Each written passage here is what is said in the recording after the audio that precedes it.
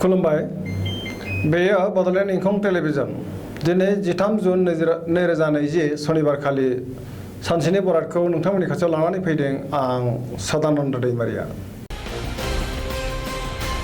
सिगां फरायथिनो लादों मेष राशि दिनैनि साना मोजां आरो गाज्रिनि गेजेरजों बाबेरलांगोन गोसोखौ जोबोर गुलुं गुजुं मोनगोन मावलांनाय खामानिखौ मावफुंनो हानाय नङा देहाया मोजां थानाय नङा बिगुरनि बेरामाव गोग्लैनांनो हागौ जानाय लोंनायाव सांग्रां जानाया गाहाम रांखावरियाव मोजां नाथाय खरसाया बांगोन बेफार फालांगियाव मोजां समाजाव मान मोनगोन गोसोनि लुबैनाया बांद्राय जागोन सोरजोंबा एना एनि जानोबो हागौ सांग्रां थानाया गाहाम न'खराव गावजों गाव एना एनि फैनो हागौ वृष राशि दिनैनि साना जोबोर मोजां गोसोखौ जोबोर गोजोननाय मोनगोन गोसोआव बोलो बांगोन मावनो लानाय खामानिखौ थि समावनो मावफुंनो हागोन समाजाव मान मोनगोन रांखावरियाव मोजां बेफार फालांगियावबो मोजां बहाबा थाङोब्ला मोजां न'खराव बिसि फिसायनि गेजेराव अनलायनाय फैगोन देहाया मोजाङै थागोन सेंग्रा सिख्लाफ्रा जोबोर रमान्टिक जागोन आरो गोसोनि साननायफोरखौ फोरमायलायनो हागोन बहानिफ्रायबा हरखाबै मोजां खौरां मोनगोन फरायसाफ्रा फरायनायाव गोसो दुंगोन मिथुन राशि दिनैनि साना मोजां आरो गाज्रिनि गेजेरजों बाबेनलांगोन गोसोखौ जोबोर गुलुं गुजुं मोनगोन देहाखौ मेंनाय मोनगोन गोसोआ लोरबां जागोन सोरजोंबा एना एनि जानोबो हागौ जानाय लोंनायाव सांग्रां थानाया गाहाम रांखावरियाव मोजां नङा खरसाया बांगोन बेफार फालांगियावबो बारा मोजां नङा जेबो रिस्क लायैयानो गाहाम न'खराव अनलायनाय फैगोन समाजाव मान मोनगोन मावनो लानाय खामानिखौ थि समावनो मावफुंनो हागोन कर्कट राशि दिनैनि साना जोबोर मोजां गोसोखौ जोबोर गोजोननाय मोनगोन मावनो लानाय खामानिखौ थि समाव मावफुंनो हागोन रांखावरियाव जोबोर मोजां बेफार फालांगियावबो मोजां मुलाम्फा मोननो हागोन मोननो गोनां धोनखौ दिनै मोनगोन देहाया मोजाङै थागोन अब्लाबो जानाय लोंनायाव सांग्रां थानाया गाहाम गुबुननि हेफाजाब मोननो हागोन गुबुननि गोसोखौबो बोनो हागोन न'खराव बिसि फिसायनि गेजेराव अनलायनाय फैगोन फरायसाफ्रा फरायनायाव गोसो दुंगोन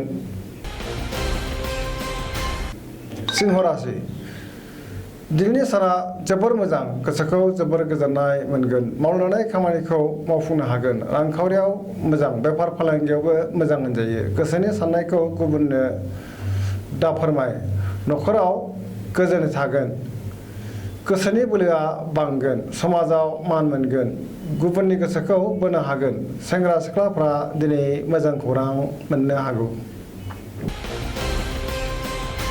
कन्या राशि दिनैनि साना मोजां आरो गाज्रिनि गेजेरजों बाबेनलांगोन गोसोखौ गुलाय गुजाय मोनगोन रांखावरियाव बारा मोजां नङा बेफार फालांगियावबो मोजांद्राय नङा सोरबा गोदान सुबुंजों लोगो मोनलायनो हागौ न'खराव अनलायनाय फैगोन गोबां खामानियाव मुखुब थागोन फरायसाफ्रा फरायनायाव गोसो दुंगोन सेंग्रा सिख्लाफ्रा गोसोखौ जोबोर रमान्टिक मोनगोन आरो गावबा गावनि साननायफोरखौ फोरमायलायनो हागोन तुला राशि दिनैनि साना जोबोर मोजां गोसोखौ जोबोर गोजोननाय मोनगोन गोसोनि बोलोआ बांगोन गोसोनि साननाया जाफुंगोन खामानिखौ मावफुंनो हागोन देहाया मोजाङै थागोन रांखावरियाव मोजां मोननो गोनां धोनखौ दिनै मोननो हागोन न'खराव बिसि फिसायनि गेजेराव अनलायनाय फैगोन समाजाव मान सन्मान मोनगोन बेफार फालांगियाव मोजां मुलाम्फा मोनगोन सेंग्रा सिख्लाफ्रा मोजां खौरां मोनगोन फरायसाफ्रा फरायनायाव गोसो दुंगोन वृश्चिक राशि दिनैनि साना जोबोर मोजां गोसोआव जोबोर गोजोननाय मोनगोन मावनो लानाय खामानिखौ थि समावनो मावफुंनो हागोन गोसोनि साननाया जाफुंगोन गोसोनि बोलोआ बांगोन समाजाव मान मोनगोन न'खराव अनलायनाय फैगोन रांखावरियाव मोजां बेफार फालांगियाव मोजां मुलाम्फा मोननो हागोन देहाया मोजाङै थागोन गुबुननि गोसोखौ बोनो हागोन जायखि खामानि मावा मानो गोरलैयैनो मावफुंनो हागोन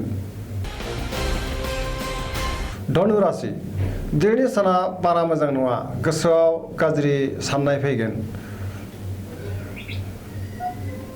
नेगेटिभ एनार्जिनि गोहोम गोग्लैगोन।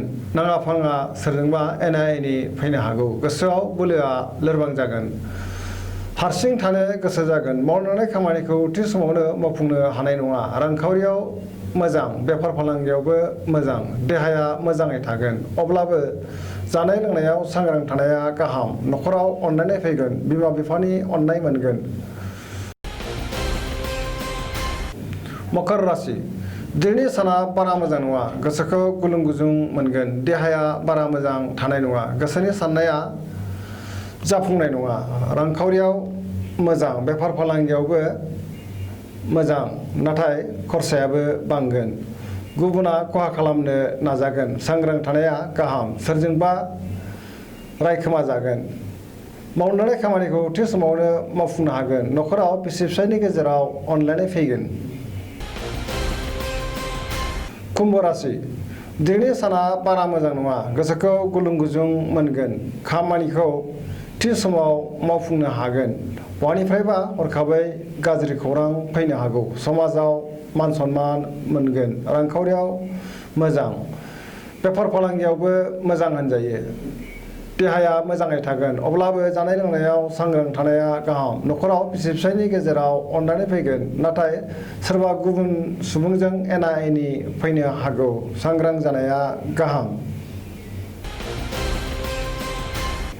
मीन राशि दिनैनि साना मोजां आरो गाज्रिनि गेजेरजों बाबेनलांगोन। गोसोखौ जोबोर गुलुं गुजुं मोनगोन। अदेबानि गोसोनि बोलोआ बांगोन। देहाया मोजाङै थागोन। रांखावरियाव मोजां, बेफार फालांगियावबो मोजां होनजायो। न'खराव अनलायनाय फैगोन। गुबुननि थाखाय जेंनायाव गोग्लैनांनो हागौ। सेंग्रा सिख्लाफ्रा गोसोखौ जोबोर रमान्टिक मोनगोन। फरायसाफ्रा फरायनायाव गोसो दुंगोन। दिनैनि राशि फरायथिनाया एसेनोसै। जोबनायाव बेखौनो खावलायो जाहाथे नोंथांमोना सानफ्रामबो जोंनि बे बड'लेण्ड इंखं टेलिभिजनखौ नायबाय थायो आरो साबस्क्राइब खालामो। एसेनोसै, गोजोन्थों।